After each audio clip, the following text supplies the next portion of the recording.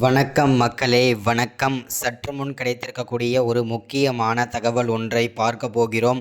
சற்று முன் 25 திமுகவின் முக்கிய அமைச்சர்கள் அதிரடியாக நீக்கம் பண்ணியிருக்காங்க. முதல்வர் ஸ்டாலின் அதிரடி. இந்த திமுகவின் அமைச்சர்களை எதற்காக அதிரடியாக நீக்கம் செய்திருக்கிறார்கள் முதல்வர் ஸ்டாலின் ஐயா அவர்கள்?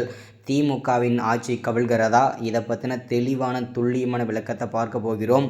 இதற்கான யார் காரணம்? தெளிவான துல்லியமான விளக்கத்தை பார்க்கலாம். அதற்கு முன்பு நமது சேனலுக்கு நீங்கள் புதிய பார்வையாளராக இருந்தீர்கள் என்றால் நமது சேனலுக்கு மறக்காமல் சப்ஸ்கிரைப் பண்ணிடுங்க.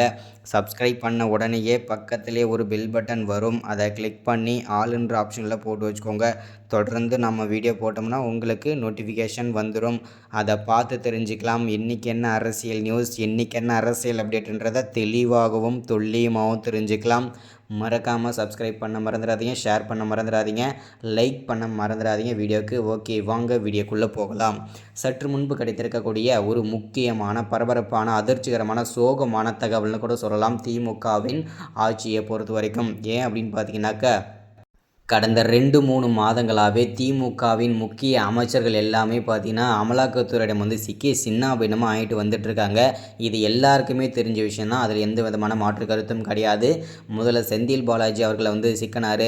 அதுக்கடுத்ததாக பார்த்திங்கன்னா ஜெகத் ரட்சகன், ஏவா வேலு, முன்னாள் அமைச்சரான பொன்முடி, ஸோ அதுக்கப்புறம் பார்த்திங்கனாக்கா அமைச்சராக இருக்கும் துரைமுருகன் அவர்கள், இவங்க எல்லாருமே திமுகவின் முக்கிய பொறுப்பில் இருந்த முக்கியமான அமைச்சர்கள். இவங்க எல்லாருமே அமலாக்கத்துறையிடம் சிக்கி சின்னாபின்னமாக ஆகிட்டு வந்துட்டுருக்காங்க.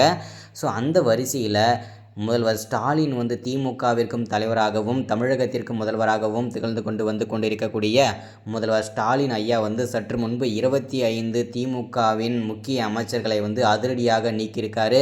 இது பெரும் பரபரப்பை ஏற்படுத்தியிருக்கு திமுகவின் மத்தியில். ஸ்டாலின் அதிரடியாக ஒரு முடிவெடுத்திருக்காரு. இதனால் திமுகவின் ஆட்சி கவிழ்கிறதா அப்படின்னு பார்த்தீங்கன்னாக்க நம்ம பொறுத்திருந்து தான் பார்க்கணும். என்ன காரணத்திற்காக அதிரடியாக நீக்கம் செஞ்சிருக்கிறார்கள் முதல்வர் ஸ்டாலின் ஐயா? அது ஏதாவது காரணம் இல்லாமல் அவர் செய்ய மாட்டார் எதுவுமே.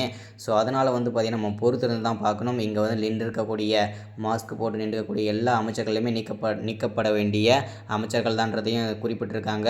ஸோ அது மட்டும் இல்லாமல் இன்னும் அமலாக்கத்துறையிடம் பல அமைச்சர்கள் சிக்குவார்கள் என்று ரகசிய உளவுத்துறை ரிப்போர்ட் மூலம் கிடைத்ததன் காரணமாக தான் ஸ்டாலின் ஐயா அவர்கள் 25 அமைச்சர்களை நீக்கம் பண்ணியிருக்காங்களா?